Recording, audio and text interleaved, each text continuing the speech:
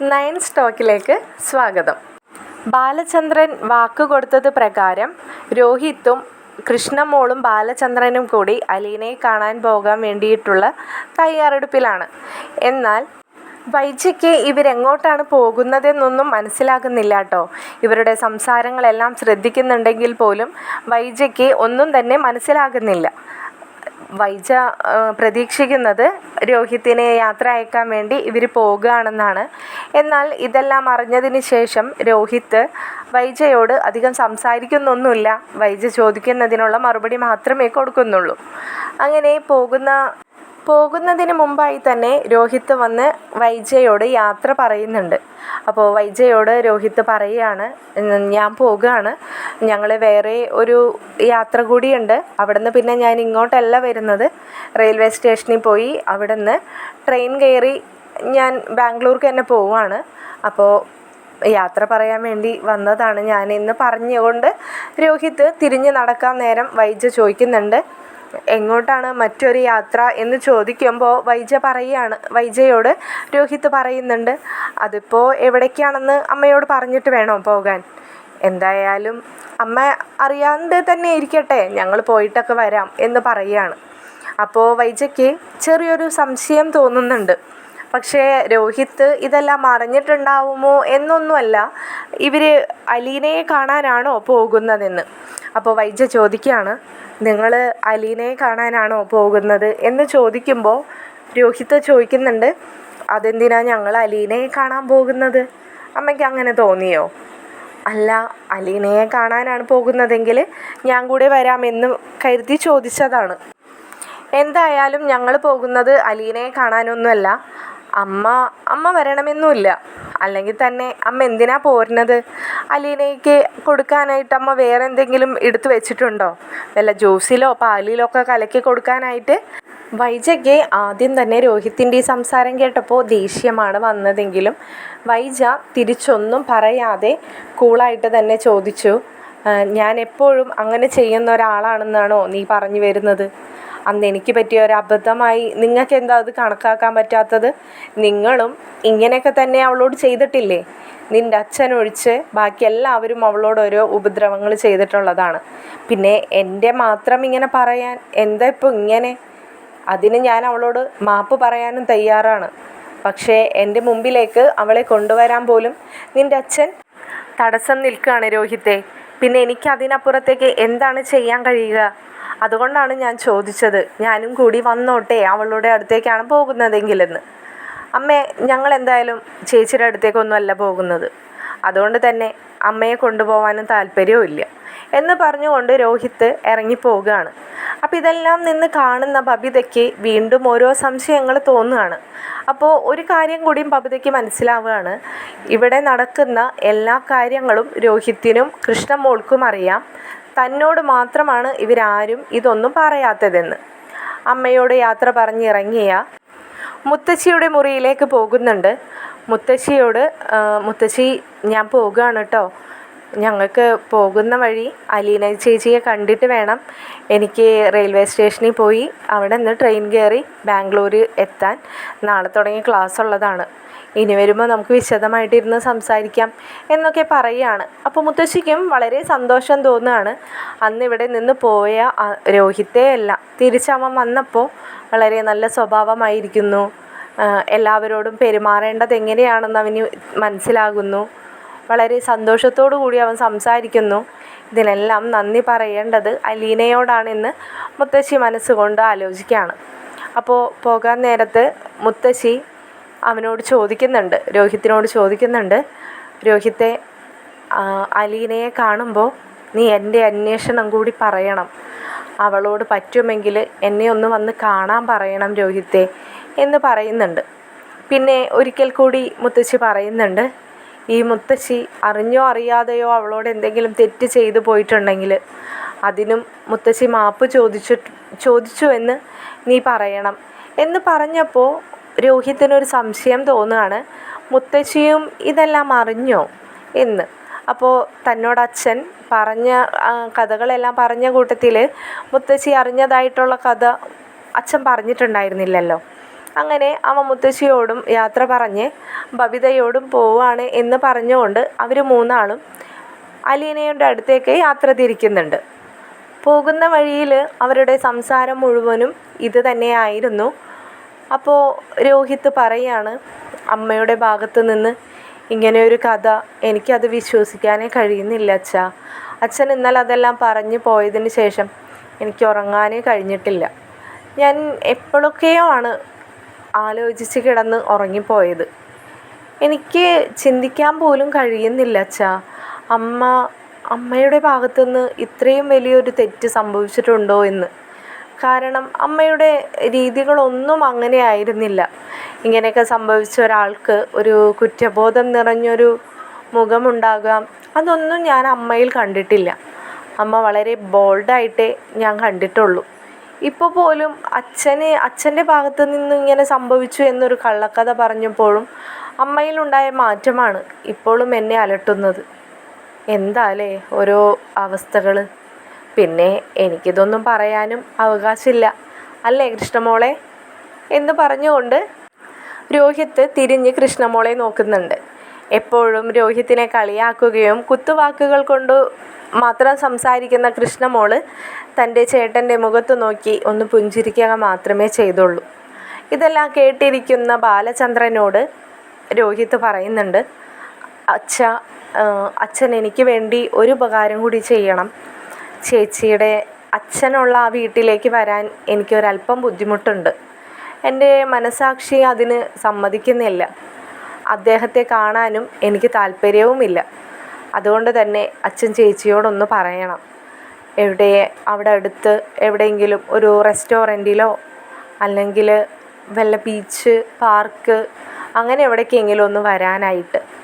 എന്തായാലും ചേച്ചിയുടെ വീട്ടിലേക്ക് ഞാനില്ല അച്ഛാ. ബാലചന്ദ്രൻ അതിശയത്തോടു കൂടി അവനോട് ചോദിക്കുന്നുണ്ട്, അതെന്താ മോനെ നീ അങ്ങനെ പറയുന്നത്? ഞാൻ പോയ വീടല്ലേ, ഞാൻ പോയി എല്ലാം സംസാരിച്ചിട്ടല്ലേ പിന്നീട് ഇപ്പോൾ അലീന പോയിരിക്കുന്നത്. പിന്നെന്താടാ നിനക്ക്? അച്ഛൻ എത്രയൊക്കെ പറഞ്ഞാലും എനിക്ക് ചേച്ചിയോട് മാത്രമാണ് അച്ഛാ ഒരു ദേഷ്യമോ വിഷമമോ ഒന്നും തോന്നാത്തത്. കാരണം എനിക്ക് നന്നായിട്ടറിയാം ചേച്ചി ഇതിൽ വളരെ നിരപരാധിയാണ് എന്ന് മാത്രമല്ല, എല്ലാവരും ചെയ്തു വെച്ച ക്രൂരതയ്ക്ക് ഇരയായത് ആ പാവം മാത്രമല്ലേ. എന്തെല്ലാം സഹിച്ചു എന്ന് പറഞ്ഞുകൊണ്ട് രോഹിത് ഒരു നെടുവീർപ്പിടുകയാണ്. രോഹിത്തിൻ്റെ മനോവിഷമം എന്താണെന്ന് മനസ്സിലാക്കിക്കൊണ്ട് തന്നെ ബാലചന്ദ്രൻ പറയുന്നുണ്ട്, മോനെ നീ ഇനി അതൊന്നും ഓർത്ത് വിഷമിക്കരുത്. ഒരാളുടെ ജീവിതത്തിൽ നല്ല വശങ്ങളും ചീത്ത വശങ്ങളും സംഭവിച്ചു പോകാം. ആ ചീത്ത വശങ്ങളെ ഇനിയും നമ്മുടെ ജീവിതത്തിലേക്ക് തിരിച്ചു കൊണ്ടുവരാതിരിക്കാൻ ശ്രമിക്കണം. അതാണ് ഒരു മനുഷ്യൻ്റെ വിജയം. നല്ലതിന് വേണ്ടി മാത്രം ചിന്തിക്കുക, നല്ലതിന് വേണ്ടി മാത്രം ശ്രമിക്കുക എന്നെല്ലാം ബാലചന്ദ്രൻ പറഞ്ഞു കൊടുക്കുമ്പോൾ വളരെ അനുസരണയോടുകൂടി തന്നെ ബാലചന്ദ്രൻ്റെ മുഖത്തേക്ക് നോക്കിയിരിക്കുകയാണ് രോഹിത്. ബാലചന്ദ്രൻ ആഗ്രഹിച്ച പോലെയാണ് ഇപ്പോൾ രോഹിത്തിൻ്റെ വളർച്ച എന്ന് ആലോചിച്ച് ബാലചന്ദ്രനും വളരെ സന്തോഷം തോന്നുന്നുണ്ട്. ഇതിനെല്ലാം കടപ്പെട്ടിരിക്കുന്നതും അലീനയോട് തന്നെയാണ്. ബാലചന്ദ്രൻ അതെല്ലാം മനസ്സുകൊണ്ട് ഓർക്കുകയാണ്. ബാലചന്ദ്രൻ ഉടൻ തന്നെ തൻ്റെ ഫോണെടുത്ത് അലീനയെ വിളിക്കുന്നുണ്ട്. മറുവശത്ത് അലീന കോള് അറ്റൻഡ് ചെയ്യുകയാണ്. അലീനയോട് ബാലചന്ദ്രൻ പറയുകയാണ്, മോളെ ഞാനേ ഒരു സർപ്രൈസായിട്ട് നിൻ്റെ അരിയത്തേക്ക് വന്നുകൊണ്ടിരിക്കുകയായിരുന്നു, നിൻ്റെ അനിയനെയും അനിയത്തിയെയും കൂട്ടിക്കൊണ്ട്. അതേ വച്ചാ ഞാൻ ഒരുപാട് ആഗ്രഹിച്ചതാണ് അവരെ ഒന്ന് കാണണമെന്ന്. അപ്പോൾ രോഹിത് വന്നോ? ഓ വന്നു. അവൻ ഇന്നലെ വന്നപ്പോൾ തുടങ്ങി നിന്നെ കാണണമെന്ന് പറഞ്ഞ് വല്ലാത്ത വാശിയിലായിരുന്നു അവൻ. അപ്പോൾ ഞാനാണ് പറഞ്ഞത് അവൻ ഇന്ന് തന്നെ തിരിച്ചു പോവുകയും വേണം. അപ്പോൾ എന്തിനാ ഒരു ദിവസത്തേക്ക് വന്നത്? അത് ഒരു കാര്യമുണ്ടായിട്ട് എനിക്ക് അവനെ കാണണമെന്നും സംസാരിക്കണമെന്നും തോന്നിയപ്പോൾ അവൻ എന്നെ കാണാൻ വേണ്ടി മാത്രം വന്നതാ. ആണോ അച്ഛാ? അതെന്തായാലും നന്നായി. എന്നിട്ടിപ്പോൾ എന്താ ഉണ്ടായേ? സർപ്രൈസായിട്ട് വന്നിട്ട് വഴി തെറ്റിപ്പോയോ? അല്ലടി, അവൻ പറയുക നിന്നെ അവിടെ വന്ന് കാണാൻ അവന് താല്പര്യമില്ലെന്ന്. അപ്പോൾ നീ ഇവിടെ പുറത്തേക്ക് എവിടേക്കെങ്കിലും ഒന്ന് വരാമോ? നിനക്ക് അധികം ദൂരത്തേക്കല്ലാത്തടത്തേക്ക് ഒരു ഓട്ടോ വിളിച്ച് വന്നാൽ മതി. അവിടെ ആരോടെങ്കിലും പറഞ്ഞാൽ മോൾക്കൊരു ഓട്ടോ വിളിച്ച് തരില്ലേ? അച്ഛാ ഇവിടെ ഇപ്പോൾ ആൻറ്റി മാത്രമാണ് ഉള്ളത്. ആൻറ്റിയോട് ഞാനൊന്ന് ചോദിച്ചിട്ട് അച്ഛനെ തിരിച്ച് വിളിക്കാം, ഇപ്പോൾ തന്നെ വിളിക്കാം കേട്ടോ എന്ന് പറഞ്ഞുകൊണ്ട് അലീന കോള് കട്ട് ചെയ്യുന്നുണ്ട്. അപ്പോൾ ബാലചന്ദ്രൻ സംസാരിച്ചതെല്ലാം രോഹിത്തും കൃഷ്ണമോളും കേട്ടുകൊണ്ട് തന്നെ ഇരിക്കുകയാണല്ലോ. അപ്പോൾ കൃഷ്ണമോൾ പറയുന്നുണ്ട്, അയ്യോ ഞാനുണ്ടെന്ന് പറയണ്ടായിരുന്നു അച്ഛാ, അതെങ്കിലും ചേച്ചിക്ക് ഒരു സർപ്രൈസ് ആയേനെ. അതിനിപ്പോൾ എന്താടി, നമ്മൾ ചെല്ലുന്നത് തന്നെ അവൾക്ക് വലിയ സന്തോഷമല്ലേ. അവളുടെ ആ സന്തോഷം നിനക്ക് ഫോണിലൂടെ തന്നെ കേട്ടപ്പോൾ മനസ്സിലായതല്ലേ. മറുവശത്ത് അലീന ആൻറ്റിയോട് സമ്മതം ചോദിക്കുകയാണ്. ആൻറ്റി, എനിക്ക് ഒരു സ്ഥലം വരെ ഒന്ന് പോകണമായിരുന്നു. എവിടേക്ക്? നിനക്കതിന് ഇവിടെ ആരെ അറിയാം? എന്തെങ്കിലും പർച്ചേസ് ചെയ്യാനാണോ മോളെ? അല്ല ആൻറ്റി, അത് അവിടുത്തെ എൻ്റെ അനിയനില്ലേ രോഹിത്ത്, അവൻ ബാംഗ്ലൂരിൽ നിന്ന് വന്നിട്ടുണ്ട്. അവന് എന്നെ കാണണമെന്ന്. ഞാനും ഒരുപാട് ആഗ്രഹിച്ചതാണ് അവനെ ഒന്ന് കാണണമെന്ന്. അപ്പോൾ കറക്റ്റ് സമയത്ത് തന്നെ അവൻ വരികയും ചെയ്തല്ലോ. അപ്പോൾ ആൻറ്റി, ഞാനൊന്ന് പോയിക്കോട്ടെ. അതിനെന്തിനാ പോണത്? അവരോട് ഇങ്ങോട്ട് വരാൻ പറയേ, ഇവിടെ വന്ന് കാണാലോ നിന്നെ. നീ പിന്നെ ബുദ്ധിമുട്ടി, അല്ലെങ്കിൽ തന്നെ നിനക്കിവിടെ എവിടെയെങ്കിലും സ്ഥലങ്ങളൊക്കെ അറിയുമോ മോളെ? ആൻറ്റി, അത് ഒരു ഓട്ടോ വിളിച്ച് തന്നാൽ മതി. അപ്പോൾ ഓട്ടോക്കാരനോട് പറഞ്ഞിട്ട് ഞാൻ അവിടേക്ക് പോയിക്കോളാം. പിന്നെ ഞാൻ തിരിച്ച് പെട്ടെന്ന് എത്തിക്കോളാം ആൻറ്റി. ഞാൻ ആർക്കും ഒരു ബുദ്ധിമുട്ടുണ്ടാക്കില്ല. അല്ല മോളെ, അവരോട് ഇങ്ങോട്ട് വരാൻ പറ. ബാലചന്ദ്രൻ സാറിനെ ഈ വീടും വഴികളും ഒക്കെ അറിയുന്നതല്ലേ, പിന്നെ എന്താ ബുദ്ധിമുട്ട്? അല്ല ആൻറ്റി, അത് ആൻറ്റി, രോഹിത്തിന് ഇങ്ങോട്ട് വരാനായിട്ട് ചെറിയൊരു വിഷമം. അപ്പോൾ അവനെ അച്ഛൻ ഒരുപാട് നിർബന്ധിച്ചുമില്ല. അപ്പോൾ അലീന പറഞ്ഞതിൽ എന്തോ ഒരു അല്പം കാര്യമുണ്ടെന്ന് തോന്നിക്കൊണ്ട് തന്നെ ആൻസി പറയുന്നുണ്ട്, മോൾ പോകാൻ പെട്ടെന്ന് റെഡി ആയിക്കോ, ആൻറ്റി ഓട്ടോ വിളിച്ച് തരാട്ടോ എന്ന് പറയുകയാണ്. ഉടനെ തന്നെ അലീന അച്ഛനെ വിളിക്കുന്നുണ്ട്. അച്ഛാ, ഞാൻ എവിടേക്കാണ് വരേണ്ടത്? എന്നോട് ആൻറ്റി പൊയ്ക്കോളാൻ പറഞ്ഞു, ഓട്ടോ വിളിച്ച് തരാമെന്നും പറഞ്ഞിട്ടുണ്ട്. അപ്പോൾ ഓട്ടോക്കാരനോട് ഞാൻ എവിടെയാണ് പറയേണ്ടത് എന്ന് പറയുമ്പോൾ അവിടെ അടുത്തൊരു പള്ളിയുണ്ട്, ആ പള്ളിയിലേക്ക് വന്നാൽ മതി, അവിടെ ഇരുന്ന് സംസാരിക്കാമല്ലോ നമുക്ക്. അവിടെ അടുത്ത് തന്നെ ഒരു റെസ്റ്റോറൻ്റ് ഉണ്ട്, അപ്പോൾ നമുക്ക് ഒരു കാപ്പിയൊക്കെ കുടിച്ചിട്ട് നമുക്ക് പിരിയാം എന്ന് പറഞ്ഞ് ബാലചന്ദ്രൻ ഫോൺ കട്ട് ചെയ്യാണ്. അലീന ആൻറ്റിയോട് പറയുന്നുണ്ട്, ആൻറ്റി, അച്ഛനൊരു പള്ളിയാണ് പറഞ്ഞത്, ആ പള്ളിയിൽ എന്നെ എത്തിച്ച് തരാൻ പറഞ്ഞാൽ മതി, ഞാനൊരു 2-3 മണിക്കൂറിനുള്ളിൽ തിരിച്ചെത്താം എന്നെല്ലാം പറയുകയാണ്.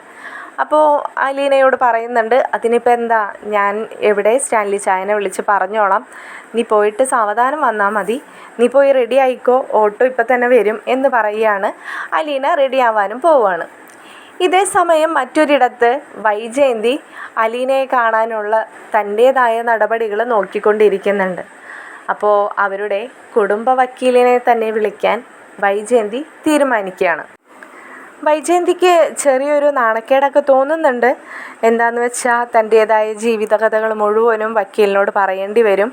അപ്പോൾ തന്നെ ഒരാൾ പറ്റിച്ചിട്ട് പോയെന്നും ആ സമയത്ത് താൻ പ്രഗ്നൻ്റ് ആയിരുന്നുവെന്നും മറ്റൊരു വിവാഹം കഴിക്കേണ്ടി വന്നതാണെന്നും ആയിട്ടുള്ള എല്ലാ കഥകളും സത്യസന്ധമായിട്ട് തന്നെ വക്കീൽ ഇതെല്ലാം അറിയുമ്പോൾ എന്താവും അവസ്ഥ എന്നാലോചിച്ചിട്ട് വൈജയന്തിക്ക് വിഷമമുണ്ട്. എന്നിരുന്നാലും അലീനയെ കാണണമെന്നുള്ളൊരു വാശിയും, അല്ലെങ്കിൽ വാശി മാത്രമല്ലല്ലോ, തൻ്റെ മകളാണെന്നറിഞ്ഞപ്പോൾ ഉള്ളൊരു വാത്സല്യവും എല്ലാം കൂടിയും ആയപ്പോൾ തൻ്റെ ആ ഒരു നാണക്കേട് സ്വയം മറന്നുകൊണ്ട് തന്നെ വക്കീലിനെ വിളിക്കാമെന്ന് വിചാരിക്കുകയാണ്. അപ്പോൾ വക്കീലിനോട് ഫോൺ വിളിച്ച് ഒന്ന് നേരിട്ട് കാണണമെന്ന് പറയാമെന്ന് കരുതി വക്കീലിനെ വിളിക്കുന്നുണ്ട് വൈജ. വക്കീലിനോട് വൈജ പറയുകയാണ്, എനിക്ക് അത്യാവശ്യമായിട്ട് ഒന്ന് കാണണമായിരുന്നു എന്ന് പറയുമ്പോൾ വക്കീൽ ചോദിക്കുന്നുണ്ട്, എന്തു പറ്റി വൈജയെ, വീണ്ടും ഡിവോഴ്സ് ചെയ്യണമെന്നുള്ള തീരുമാനത്തിൽ എന്തെങ്കിലും ആയോ? എന്തു പറ്റി? അപ്പോൾ അവരന്ന് പറഞ്ഞ ആ ഒരു കണ്ടീഷൻസ് ഒന്നും അവരംഗീകരിച്ചില്ലേ? ആ പെൺകുട്ടിയെ വൈജയന്തി ചെന്ന് കുറച്ച് ദിവസങ്ങൾക്കകം തന്നെ അവിടെ നിന്ന് മാറ്റാമെന്നാണല്ലോ അവർ പറഞ്ഞിരുന്നത്. എന്തു പറ്റി ഇപ്പോൾ? അത് അവളിവിടെ ഇല്ല സാർ, പക്ഷേ എനിക്ക് സാറിനെ അത്യാവശ്യമായിട്ട് കാണണം, കുറച്ച് കാര്യങ്ങളൊന്ന് സംസാരിക്കാനുണ്ട്. അതിന് സംസാരിച്ച് കഴിയുമ്പോൾ അതിനൊരു പോംവഴിയും സാറ് തന്നെ തരണം എനിക്ക്. അല്ല വൈജയന്തി, കാരണം അറിയാതെ ഇപ്പോൾ ഞാൻ എങ്ങനെയാണ് അത് പറയുക? സാർ എപ്പോഴാണ് ഓഫീസിലുണ്ടാവുക? സാറിൻ്റെ ഓഫീസിലേക്ക് ഞാൻ വന്നോളാം എന്ന് പറയുമ്പോൾ അഡ്വക്കേറ്റ് പറയുന്നുണ്ട്, ഞാൻ വൈകുന്നേരം 4 മണിയാകുമ്പോൾ എന്തായാലും ഉണ്ടാകും. വൈജയന്തി എന്നൊരു കാര്യം ചെയ്യൂ, അങ്ങോട്ട് തന്നെ വന്നോളൂ, ഞാൻ 4 മണിക്ക് തന്നെ ഓഫീസിലേക്ക് എത്തിക്കോളാം എന്ന് പറഞ്ഞുകൊണ്ട് വൈജയന്തി വക്കീലിൻ്റെ കോള് കട്ട് ചെയ്യുന്നുണ്ട്. അപ്പോൾ ഇവരുടേതായ രഹസ്യങ്ങൾ അറിയാൻ വേണ്ടി ബബിത നടക്കുന്നുണ്ടല്ലോ. അപ്പോൾ ബബിത ഇതെല്ലാം കേൾക്കുന്നുണ്ട് കേട്ടോ. അപ്പോൾ ബബിത കരുതുകയാണ്, അപ്പോൾ അമ്മയുടെ ഒപ്പം പോയാൽ അമ്മ വക്കീലിനോട് സംസാരിക്കുന്ന കാര്യങ്ങൾ കുറച്ചെങ്കിലും തനിക്ക് കേൾക്കാനും അറിയാനും സാധിച്ചാൽ ഇതിനുള്ളിൽ നടക്കുന്ന പുതിയ കഥകൾ എന്താണെന്ന് തനിക്ക് അറിയാമായിരുന്നു എന്നൊക്കെ തോന്നുകയാണ്. അപ്പോൾ കോള് കട്ട് ചെയ്ത് പുറത്ത് വരുന്ന വൈജയന്തി ബബിതയെ കാണുന്നുണ്ട്. അപ്പോൾ ബബിതയോട് എന്താ നീ ഇവിടെ ഇങ്ങനെ പമ്മി നിൽക്കുന്നേ എന്ന് ചോദിക്കുമ്പോൾ, ഇല്ല, ഞാൻ അമ്മയുടെ റൂമിലേക്ക് വരികയായിരുന്നു, അപ്പോൾ അമ്മ ഫോൺ ചെയ്യുന്നുണ്ടപ്പോൾ ഞാനിവിടെ നിന്നേ ഉള്ളൂ. എന്തിനിപ്പോൾ എൻ്റെ മുറിയിലേക്ക് വന്നത്? അതമ്മേ, എനിക്കൊന്നേ പുറത്ത് പോകണമായിരുന്നു, അപ്പോൾ വൈകുന്നേരം മതി. അപ്പോൾ അമ്മ എവിടെയെങ്കിലും പോകുന്നുണ്ടോ? എന്നെയും കൂടി ഒന്ന് കൊണ്ടുപോകാമോ? അതെന്തിനാ ഞാൻ കൊണ്ടുപോകുന്നേ? അല്ലെങ്കിൽ തന്നെ ഞാൻ കൊണ്ടുപോയിട്ടാണോ നീ ഇവിടെ നിന്ന് എവിടേക്കെങ്കിലും പോകുന്നത്? നീ താനെ ഒറ്റയ്ക്കല്ലേ പോകുന്നത്? ഒന്നില്ലെങ്കിൽ നീ 2 വീലറിന് പോവും, അല്ലെങ്കിൽ നീ ഊബർ ബുക്ക് ചെയ്തൊക്കെ അല്ലേ പോവാറ്. അങ്ങനെ തന്നെ അങ്ങോട്ട് പോയാൽ പോരെ നിനക്ക്? അല്ല അമ്മേ, ഒറ്റയ്ക്ക് പോകാനുള്ളൊരു വിഷമം കാരണമാണ് ചോദിക്കുന്നത്. അമ്മ എന്താ ഇങ്ങനെ? സാധാരണ പെൺകുട്ടികൾ എവിടെയെങ്കിലും പോകാൻ തയ്യാറാകുമ്പോൾ അമ്മമാർ കൂടെ പോരട്ടെ എന്നല്ലേ ചോദിക്കാറ്. അത് സാധാരണ അമ്മമാരല്ലേ, ഞാൻ അങ്ങനെയല്ലാന്ന് തന്നെ നീ വിചാരിച്ചോ എന്ന് പറഞ്ഞുകൊണ്ട് വൈജ ദേഷ്യപ്പെട്ട് പോവുകയാണ്. അപ്പോൾ വീണ്ടും ബബിത ചോദിക്കുകയാണ്, അമ്മേ, എന്നാ ജംഗ്ഷനിലൊന്ന് ഇറക്കി തന്നാൽ മതി, അതുകൊണ്ട് അമ്മയ്ക്ക് എന്താ ബുദ്ധിമുട്ട്? എപ്പോഴാണ് നീ പോവാൻ ഉദ്ദേശിക്കുന്നേ? അമ്മേ, വൈകുന്നേരം പോകണുള്ളൂ, അമ്മ പോകുമ്പോൾ എന്നെ കൊണ്ടുപോയാൽ മതി. ആ ശരി, നീ എന്തായാലും പോയി റെഡിയാവും, അപ്പം ഞാൻ പോകുമ്പോൾ നിന്നെ വിളിച്ചോളാം എന്ന് പറഞ്ഞുകൊണ്ട് വൈജയന്തി കിച്ചണിലേക്ക് പോവുകയാണ്. ബബിത തൻ്റെ റൂമിലേക്ക് നടക്കുകയാണ്. അപ്പോൾ റൂമിലേക്ക് പോയിക്കൊണ്ടിരിക്കുമ്പോൾ തന്നെ ബബിത ഇങ്ങനെ ചിന്തിക്കുകയാണ്, അമ്മ തന്നെ ജംഗ്ഷനിൽ ഇറക്കി വിടും, അപ്പോൾ താൻ ഉദ്ദേശിച്ച കാര്യങ്ങളൊന്നും നടക്കില്ല. അപ്പോൾ എന്താണ് ഇപ്പോൾ അമ്മയുടെ കൂടെ പോകാനുള്ളൊരു വഴി എന്നിങ്ങനെ ബബിത ചിന്തിച്ചു കൊണ്ടിരിക്കുകയാണ്. അപ്പോഴാണ് ബബിതയ്ക്ക് മറ്റൊരു ഐഡിയ തോന്നുന്നത്. തൻ്റെ ഒരു ഫോൺ എടുത്ത് റെക്കോർഡ് ഓണാക്കി അമ്മയുടെ ബാഗിലിട്ടാൽ അമ്മയും വക്കീലും തമ്മിൽ സംസാരിക്കുന്ന കാര്യങ്ങളെല്ലാം ഫോണിൽ റെക്കോർഡായിക്കൊള്ളും. അപ്പോൾ തിരിച്ച് വന്നതിന് ശേഷം റെക്കോർഡ് ഓണാക്കിയാൽ എല്ലാ കാര്യങ്ങളും തനിക്ക് അറിയാൻ പറ്റുമല്ലോ എന്നെല്ലാം ചിന്തിക്കുകയാണ്. ഉടനെ തന്നെ അവൾ വേഗം പോയി തൻ്റെ പഴയ ഫോൺ തപ്പുകയാണ് കേട്ടോ. അങ്ങനെ അലീനയെ കണ്ടുമുട്ടാമെന്ന് പറഞ്ഞ പ്രകാരം ബാലചന്ദ്രനും രോഹിത്തും കൃഷ്ണമോളും പറഞ്ഞ പള്ളിയിലേക്ക് ആദ്യം തന്നെ എത്തുകയാണ്. അവരെത്തി കുറച്ച് സമയത്തിന് ശേഷം അലീനയും വന്ന് ഓട്ടോ ഇറങ്ങുന്നുണ്ട്. അലീനയെ കണ്ടപാടെ രോഹിത്തിന് കണ്ണുകൾ നിറയുകയാണ്. അലീനയോട് വല്ലാത്തൊരു സ്നേഹവും വല്ലാത്തൊരു കുറ്റബോധമൊക്കെ തോന്നുകയാണ്. വേഗം തന്നെ അരികിലേക്ക് രോഹിത്ത് നടന്ന് ചെല്ലുന്നുണ്ട്. അലീനയെ ഞെട്ടിച്ചുകൊണ്ട് തന്നെ രോഹിത്ത് അലീനയെ വളരെ വാത്സല്യത്തോടു കൂടി ഇങ്ങനെ കെട്ടിപ്പിടിക്കുകയാണ്. ഇത് കണ്ടു നിന്ന ബാലചന്ദ്രനും കൃഷ്ണമോൾക്കും സന്തോഷം കൊണ്ട് കണ്ണ് നിറയുകയാണ്. അപ്പോൾ രോഹിത്തിന് പെട്ടെന്നുണ്ടായ ആ ഒരു മനം മാറ്റം അല്ലെങ്കിൽ ആ ഒരു സ്നേഹം എന്താണെന്ന് അലീനയിലും വല്ലാത്തൊരു ഷോക്കാവുകയാണ്. അപ്പോൾ അലീനയെ കെട്ടിപ്പിടിച്ചുകൊണ്ട് രോഹിത്ത് കരയുന്നുണ്ട്. ചേച്ചി, എന്നോട് ക്ഷമിക്കണം, ഞാനൊന്നും അറിഞ്ഞിരുന്നില്ല, ഞാൻ വളരെ പാപിയാണ് ചേച്ചി, എന്നോട് മാപ്പ് തരണം എന്നെല്ലാം പറയുന്നുണ്ട്. അപ്പോൾ അവൾ അച്ഛനെ നോക്കുകയാണ്. അലീനയ്ക്ക് എന്തോ സംശയം തോന്നുകയാണ്. രോഹിത്ത് ഇതെല്ലാം അറിഞ്ഞിട്ടാണോ അവനിങ്ങനെയൊക്കെ സംസാരിക്കുന്നത് എന്നുള്ളൊരു സംശയം അലീനയ്ക്കും തോന്നുന്നുണ്ട്. അപ്പോൾ ബാലചന്ദ്രൻ ഇവരെ നോക്കി നിൽക്കുകയാണ്. അപ്പോൾ തന്നിൽ നിന്നും വേർപെടുത്തി നിർത്തിയ രോഹിത്തിൻ്റെ കവിളുകളെല്ലാം അവൾ കണ്ണീര് തുടച്ച് മാറ്റുന്നുണ്ട്. രോഹിത്തിനോട് ചോദിക്കുന്നുണ്ട്, നീ ഇപ്പോൾ എത്ര വട്ടം എന്നോടിത് പറഞ്ഞിട്ടാണ് ബാംഗ്ലൂർക്ക് പഠിക്കാനായി നീ പോയത്? നീ എന്നെ കാണുമ്പോൾ നീ ഇങ്ങനെ പറയാൻ പോയാൽ നമുക്കിടയിൽ ഇത് മാത്രമല്ലേ സംസാരിക്കാനുണ്ടാവുള്ളൂ രോഹിത്തെ. നീ അത് വിട്ട് കളാ, നീ നന്നായിട്ട് പഠിച്ച് കാണിച്ചു തന്നാൽ മതി. എൻ്റെ ആഗ്രഹം എൻ്റെ അനിയൻ ഈ ലോകത്തിൽ വെച്ച് ഏറ്റവും നല്ല കുട്ടിയായി മാറണമെന്നാണ്. അത് മാത്രം നീ എനിക്ക് നടത്തി തന്നാൽ മതി. ചേച്ചി എന്നോട് പലപ്പോഴായിട്ട് പറഞ്ഞിട്ടുണ്ട്, എന്നെ ഒരു നല്ല മനുഷ്യനായി കാണാനാണ് ചേച്ചിക്ക് ആഗ്രഹമെന്ന്. നീ ഒരു കാലത്തെല്ലാം അറിയുമ്പോൾ വല്ലാതെ നീ കുറ്റബോധം കൊണ്ട് നിനക്ക് താങ്ങാൻ കഴിയില്ലെന്ന്. അന്നൊന്നും ഞാൻ മനസ്സിലാക്കിയില്ല ചേച്ചി എനിക്ക് ആരാണെന്ന്. മോനെ, ഞാൻ നിനക്ക് അന്നും ഇന്നും ഒക്കെ ചേച്ചി തന്നെയാടാ. അതിനപ്പുറത്തേക്ക് വേറെ എന്താ? നീ എന്തിനാ ഇങ്ങനെയൊക്കെ ചിന്തിക്കുന്നത്? ചേച്ചിക്ക് എന്നാലും എന്നോടൊരു വാക്ക് പറയാമായിരുന്നില്ലേ ചേച്ചി എൻ്റെ സ്വന്തമാണെന്ന്? എടാ, നീ എന്തൊക്കെയായി പറയുന്നത്? അലീന അവൻ പറയുന്നത് മറച്ചു വെക്കാൻ എന്ന രീതിയിൽ അവനോട് തിരിച്ചും മറിച്ചുമൊക്കെ ഇങ്ങനെ ഒഴിഞ്ഞു മാറാൻ ശ്രമിക്കുകയാണ്. അവസാനം അലീനയുടെ കൈകൾ ചേർത്ത് പിടിച്ചുകൊണ്ട് രോഹിത് പറയുന്നുണ്ട്, ചേച്ചി നമ്മൾ രണ്ടാളും ഒരമ്മയുടെ വയറ്റിൽ നിന്നും വന്നതാണെന്നും ചേച്ചി എനിക്ക് സ്വന്തം ചേച്ചിയാണെന്നും അമ്മയ്ക്ക് തുല്യമായൊരു സഹോദരിയാണെന്നെല്ലാം ഇന്നലെ രാത്രിയാണ് അച്ഛൻ പറഞ്ഞത്. പിന്നെ അച്ഛൻ നമ്മുടെ മാത്രം അച്ഛനാണ് ചേച്ചി. ചേച്ചിക്ക് മറ്റൊരച്ഛനുണ്ടെന്ന് വിശ്വസിക്കാനോ അതാണ് ചേച്ചിയുടെ അച്ഛൻ എന്ന് പറഞ്ഞ് മറ്റൊരാളെ കാണാനോ എനിക്ക് താല്പര്യമില്ല. അതുകൊണ്ടാണ് ഞാൻ ആ വീട്ടിലേക്ക് വരുന്നില്ലെന്ന് പറഞ്ഞത്. ചേച്ചി തിരിച്ച് നമ്മുടെ വീട്ടിലേക്ക് വരണം എന്ന് രോഹിത് വളരെ കെഞ്ചിക്കൊണ്ട് പറയുമ്പോൾ അലീന ബാലചന്ദ്രൻ്റെ മുഖത്തേക്ക് നോക്കുകയാണ്. അലീനയ്ക്ക് ഈ കാര്യത്തിൽ മറുത്തൊരു മറുപടി ഇല്ലല്ലോ. അവളോട് അവളുടെ അച്ഛനായ ബാലചന്ദ്രനാണ് പറഞ്ഞിരിക്കുന്നത്, നീ കുറച്ച് നാൾ ആ വീട്ടിൽ നിന്ന് മാറി നിൽക്കണമെന്ന്. നിന്നിൽ അവകാശമുള്ളവരുടെ കൂടെ കുറച്ച് നാൾ നിന്നിട്ട് നിന്നെ ഞാൻ തിരിച്ചു കൊണ്ടുപോന്നോളാമെന്ന്. ആ വാക്ക് അലീന എടുത്തിരിക്കും. മറ്റാരുടെ വാക്കിനേക്കാളും വലിയ വില അവൾ ആ വാക്കിന് കൊടുത്തിരിക്കും. അവൻ്റെ ചോദ്യത്തിന് മറുപടിയായി അവളൊന്നും പറയാതെ ആയപ്പോൾ ബാലചന്ദ്രൻ തന്നെ വന്ന് പറയുന്നുണ്ട്, മോനെ, നിന്നോട് ഞാൻ പറഞ്ഞില്ലേ അത് നമുക്ക് പിന്നീട് സംസാരിക്കാമെന്ന്. അല്ലെങ്കിലും അവളെ എല്ലാ കാലത്തും ഇവിടെ നിർത്താനൊന്നുമല്ല ഞാൻ അവളെ ഇങ്ങോട്ട് പറഞ്ഞയച്ചിരിക്കുന്നത്. ഉടനെ തന്നെ നമ്മുടെ വീട്ടിലേക്ക് അവളെ തിരിച്ച് ഞാൻ കൊണ്ടുവരും. പക്ഷേ അതിന് കുറച്ച് സമയമെടുക്കുമെന്ന് മാത്രം. അത്രയും സമയം നീ എനിക്ക് തന്നേ പറ്റൂ എന്ന് പറയുമ്പോൾ രോഹിത് അച്ഛനോടൊന്നും തിരിച്ച് പറയുന്നില്ല. പെട്ടെന്ന് കൃഷ്ണമോൾ കടന്നു വന്നിട്ട് അലീനയോട് ചോദിക്കുന്നുണ്ട്, അതേ, ഇത്രയും നാൾ ഞാൻ മാത്രമേ ഉണ്ടായിരുന്നുള്ളൂ. അയ്യോടോ, ഇപ്പോൾ നമ്മളൊന്നും വേണ്ട. ഇപ്പോൾ അനിയനായി, അച്ഛനായി, ചേച്ചിയായി, എന്തിപ്പോൾ എന്നെ വേണ്ടാതെ ആയോ? നിന്നെങ്ങനെയാടി എനിക്ക് വേണ്ടാതാവുന്നത്?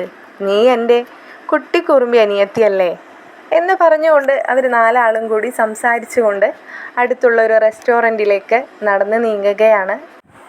ഇതേ സമയം വൈജയന്തി വക്കീലിനെ കാണാൻ പോവാനുള്ള തയ്യാറെടുപ്പിലാണ്. ബബിതയും കള്ളത്തരം പറഞ്ഞ് റെഡിയായി തന്നെ വൈജയന്തിയുടെ ഒപ്പം നിൽക്കുന്നുണ്ട്. വൈജയന്തി പോകാൻ സമയത്ത് ബബിതയെ വിളിക്കുന്നുണ്ട്. ബബിതേ, ഞാൻ പോകുകയാണ്, നിനക്കെന്തോ പുറത്ത് പോകണമെന്ന് പറഞ്ഞിരുന്നല്ലോ, എൻ്റെ കൂടെ നീ പോരുന്നുണ്ടോ എന്ന് ചോദിക്കുമ്പോഴേക്കും ബബിത ഇറങ്ങി വരികയാണ്. ബബിതയുടെ പ്ലാനിങ് പ്രകാരം അമ്മയുടെ ബാഗിലേക്ക് തൻ്റെ ഫോൺ റെക്കോർഡ് ഓണാക്കി ഇടണം എന്നുള്ള തീരുമാനത്തോടു കൂടിയാണ് ബബിതയും വരുന്നത്. മറ്റൊരു വീഡിയോയിലൂടെ തുടർക്കഥയുമായി ഉടൻ തന്നെ വരുന്നതാണ്. നിങ്ങൾക്ക് ഈ ചാനലും വീഡിയോസും ഇഷ്ടപ്പെടുന്നുണ്ടെങ്കിൽ കമൻറ്റിൽ അറിയിക്കാനും ചാനൽ സബ്സ്ക്രൈബ് ചെയ്യാനും മറക്കരുതേ.